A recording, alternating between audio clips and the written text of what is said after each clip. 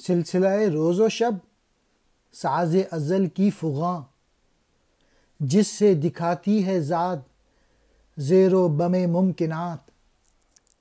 ساز ازل یعنی قدرت کا ساز، فغاں کہتے ہیں فریاد کو، زیر و بم اتار چڑھاؤ، ممکنات یعنی اللہ کے سوا تمام مخلوقات۔ جب سے یہ دنیا بنی ہے اس کے آغاز سے ہی زمانے میں نئی نئی چیزیں بنی ہیں، نئی نئی چیزیں تخلیق ہوئی ہیں، اور جس سے اللہ تعالیٰ کا مقصد انسان کو اس اتار چڑھاؤ سے آگاہ کرنا تھا۔ علامہ اقبال نے زمانے کو ساز سے تعبیر کیا ہے، کمپیئر کیا ہے کہ جس طریقے سے ساز میں ایک اتار چڑھاؤ ہوتا ہے، اس طریقے سے زمانے میں بھی اتار چڑھاؤ ہوتا ہے۔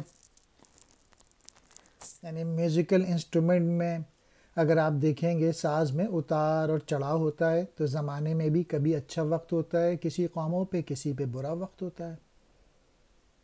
کبھی کوئی قوم عروج پہ جا رہی ہوتی ہے، کبھی کوئی قوم زوال پہ جا رہی ہوتی ہے۔